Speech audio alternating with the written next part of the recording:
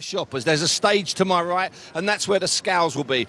And soon, Anthony Joshua and Jermaine Franklin will go to the scales. They'll make weight, as we call it in boxing, except they're heavyweights, so they don't have to make weight. They can weigh whatever they like. I'm joined here by George Groves, who started to box not far from here. In fact, he probably walked across where we are now when it was wasteland. George, welcome to Five Live Boxing, a special edition from the weigh-in. Let me ask you about fight weeks, George. You've been in some massive fight weeks. Have you ever done anything in a shopping centre, apart from shop?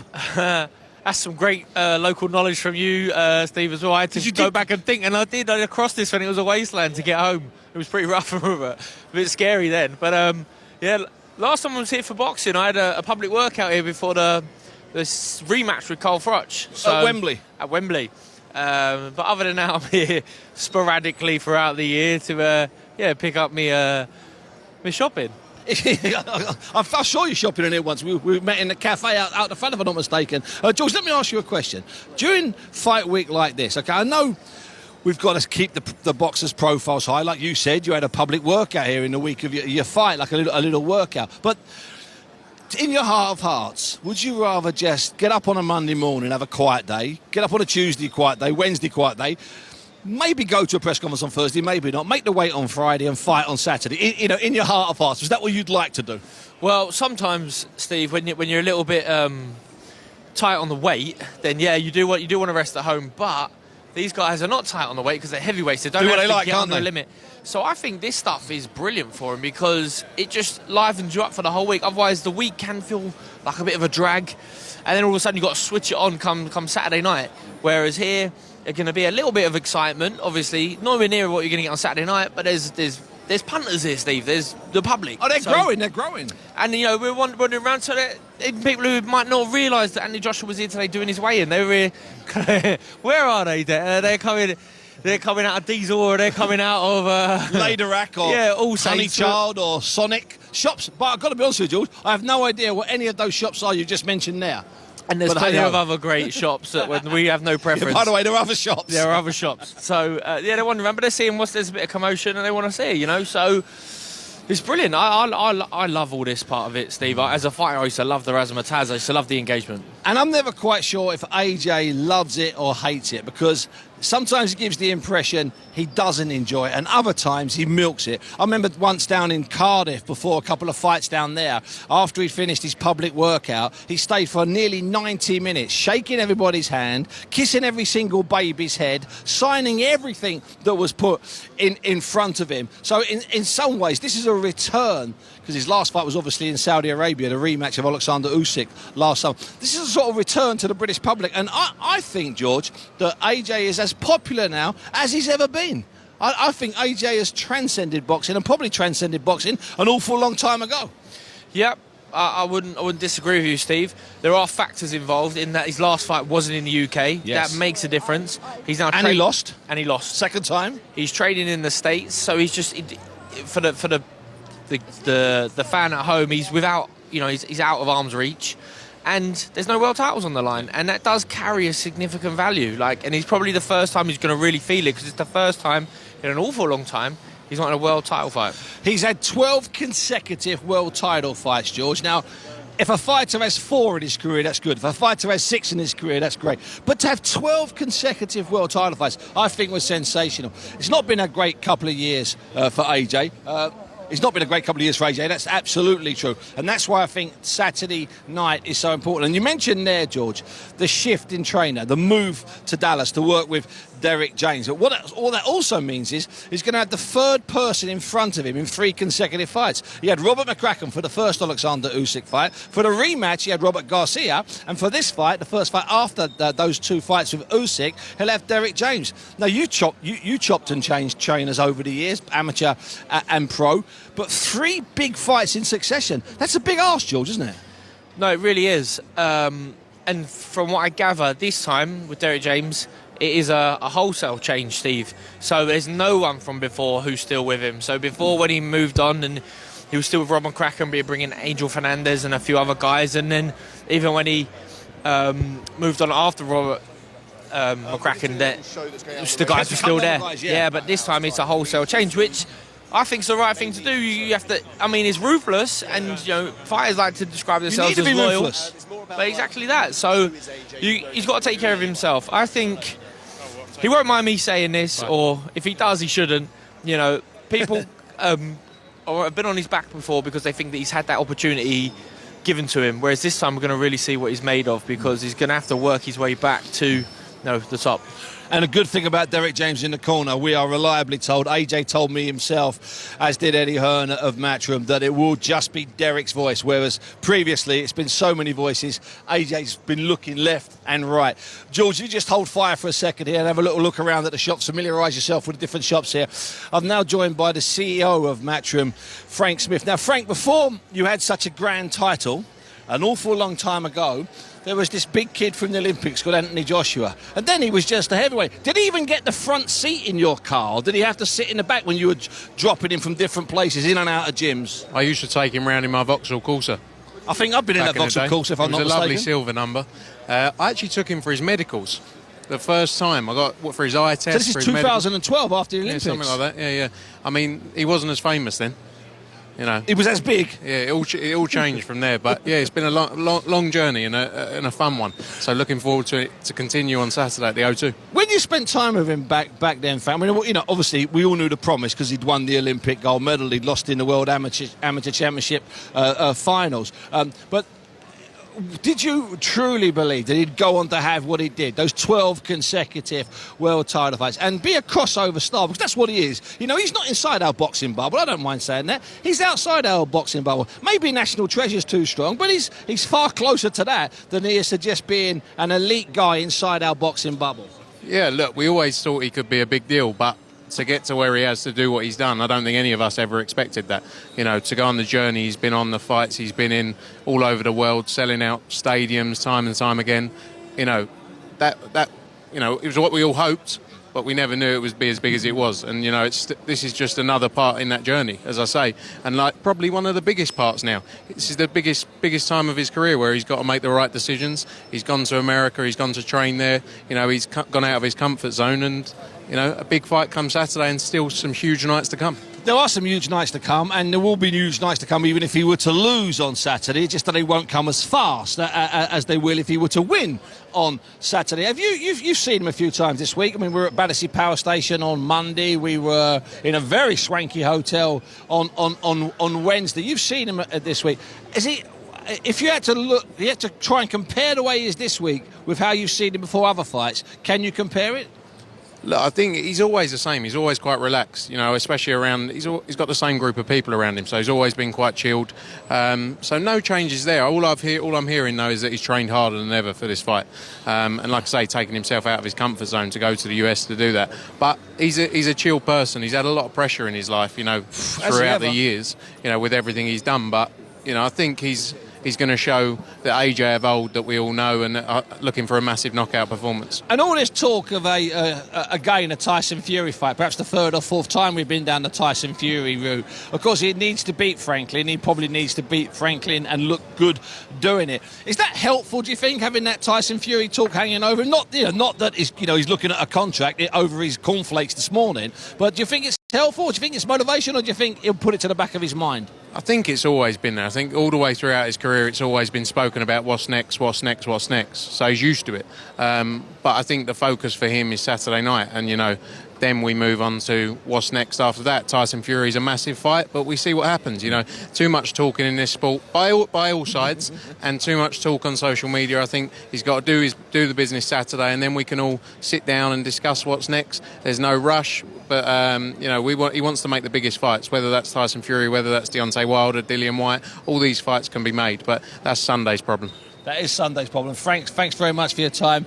You file away, do your stuff, son, float around. Frank Smith, thank you very much. We'd make the worst looking boy band ever, me, you and Groves. Well, I'd have to be the manager, wouldn't I? You couldn't put me in a boy band. Well, you're the lead. Bunsey could be the lead. Leave off?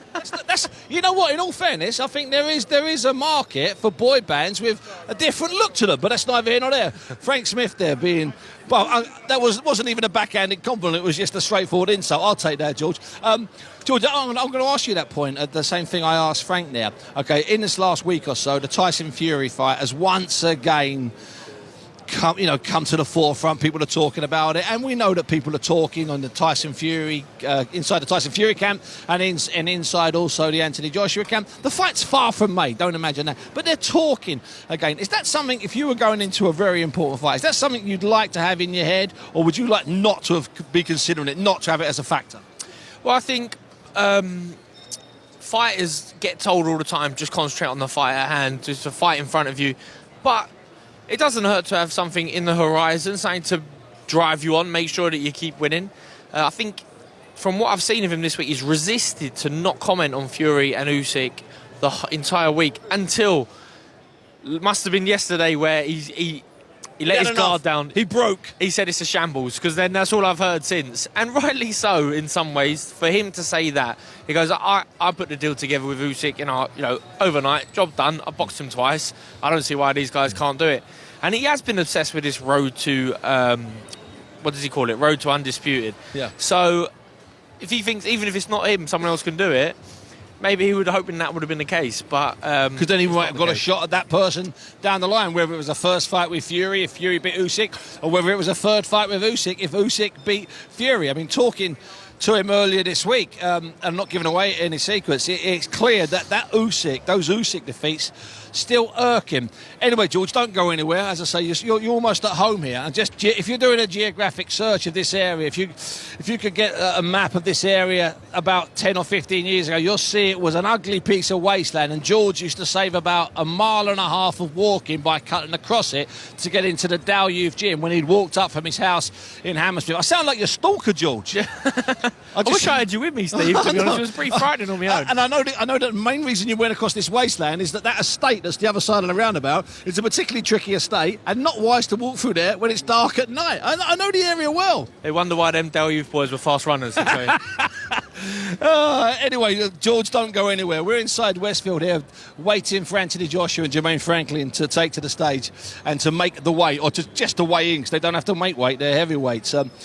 We've talked about AJ. We haven't heard a lot from AJ this week. Let's hear from AJ now. He sat down with the BBC's Adi Adadoyan, and Adi asked him if AJ's reputation, was on the line in this fight.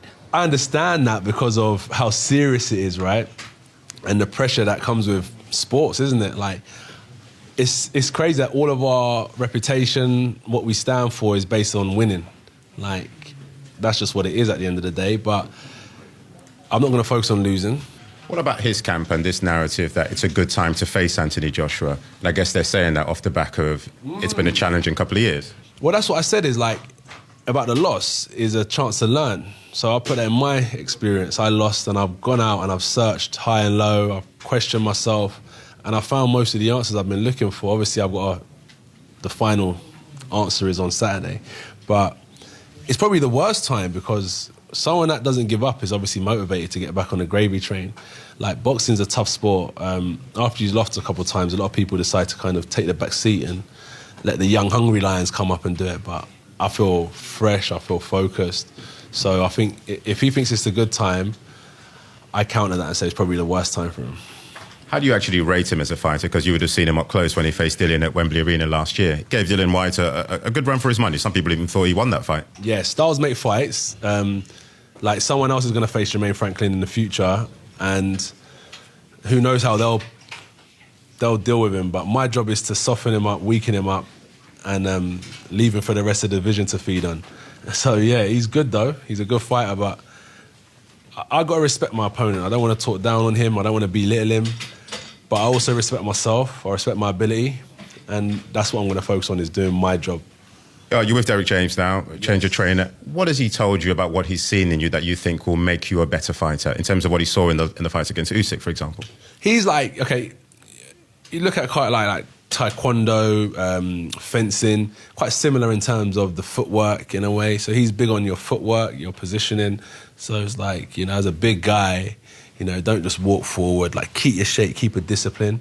That's important to Derek James. And he's like, number two, everything I'm going to teach you is not so like, put your hand here, little bit down, little bit to the right, tiny bit to the left, there, keep it. He's like, I'm going to teach you what to do.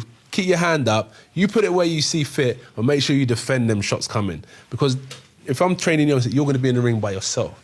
You have to be self-taught. I'm going to give you the knowledge, but I want you to also leave the gym and I want you to go home and practice in the mirror.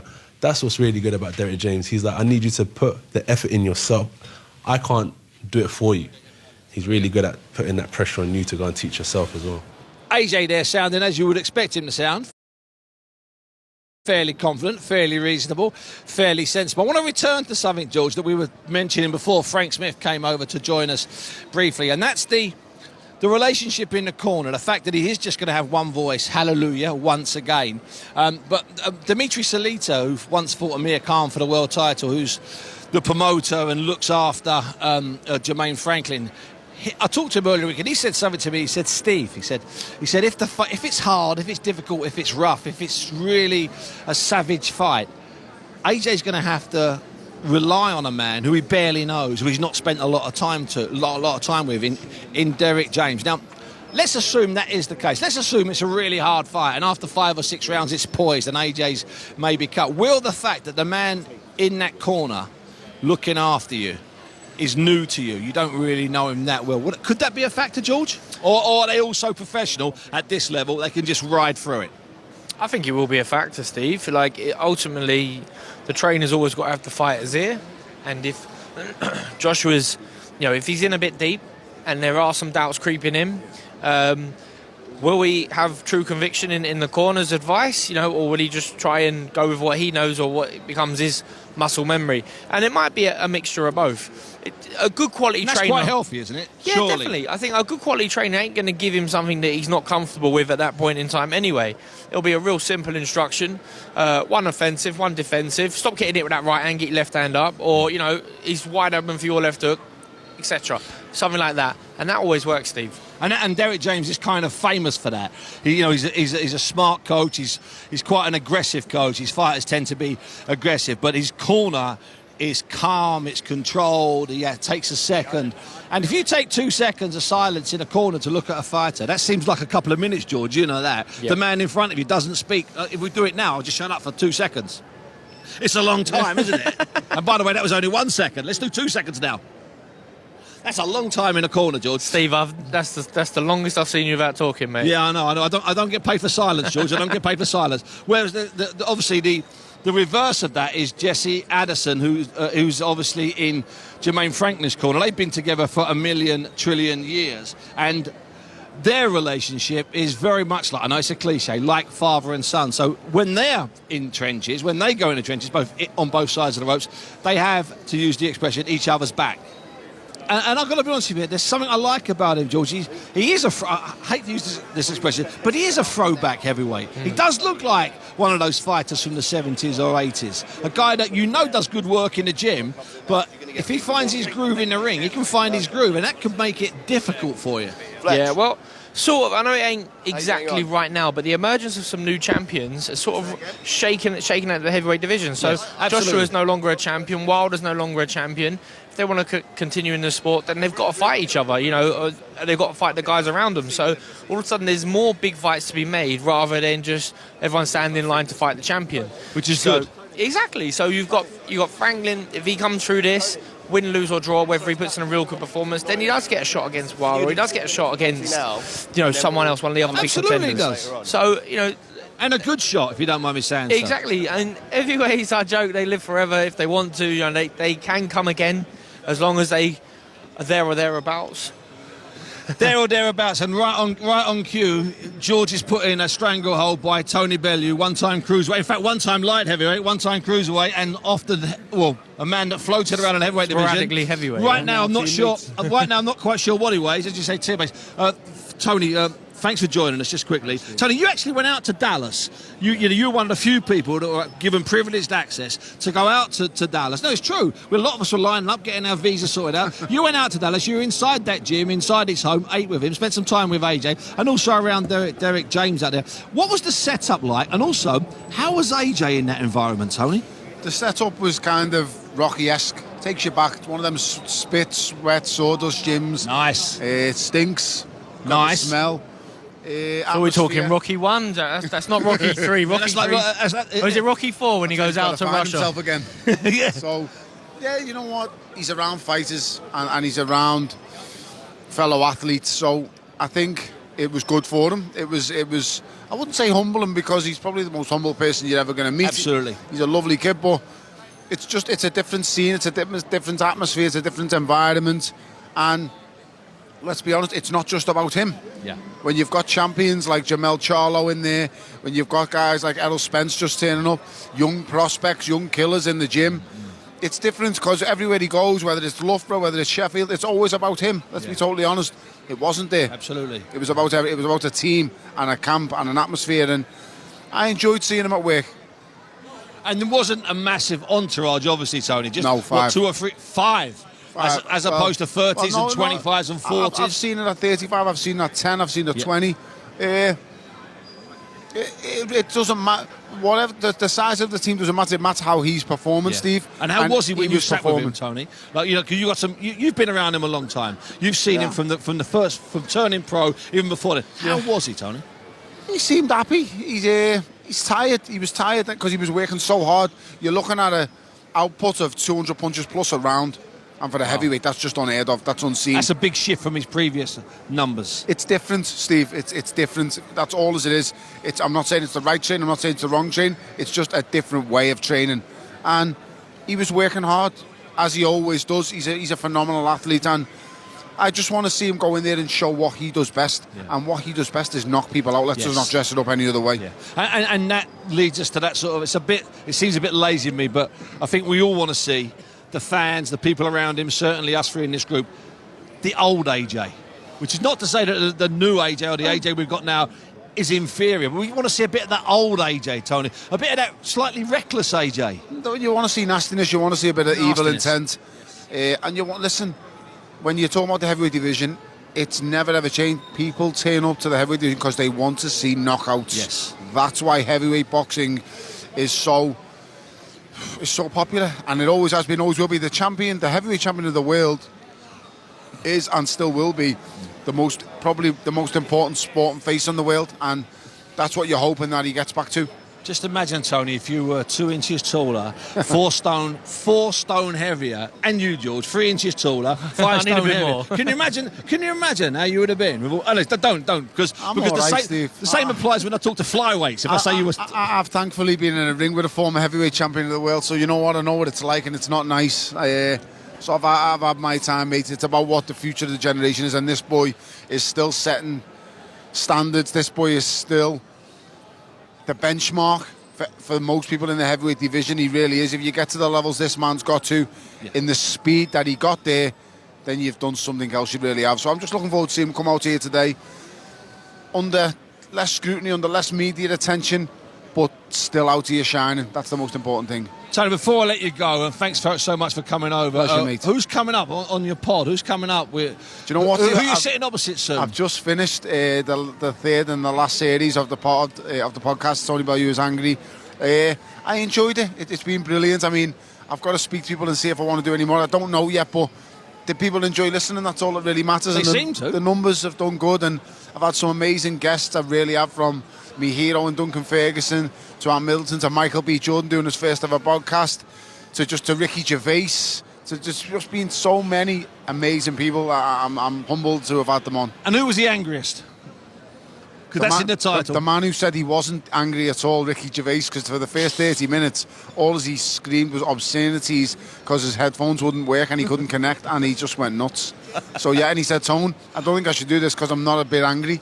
And for 30 minutes, he was just angry all the way through. So that was brilliant.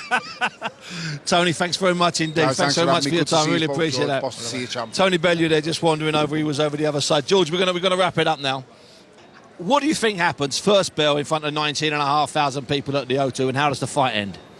I think Joshua wants to make a statement. I think he really does want to make a statement. It's not about just winning, keeping the show rolling. I think he'll start, maybe cautious or just make no mistakes. But I think once he starts landing, I think he hurts Franklin. I think he's strong, he's good, he's evasive. But for me, I think Joshua stops him. I think he gets through the first half of the fight, but round 6 to 9, that's my prediction. Yeah, you know what? I don't think I can disagree with that. And I love what Tony Bellew said. Some nastiness and some evil intent. George, thanks very much indeed. Our time is up now. And we're back at 9 p.m. We're back at 9 p.m. this evening with some more boxing on 5 Live. If you like what you've heard here and you want to hear more, all of our pods, and we've been doing them every single day this week with different people from different locations. They're all available on BBC Sounds. Just search for 5 Live Boxing with me, Steve Bunce. So tomorrow night from 10 p.m, you can hear us ringside, our commentary from the fight here on 5 Live. We'll be at the O2. It will be heaving. It will be a special night. And it is the only place, obviously, to listen. But for now, let's get the BBC News here on 5 Live.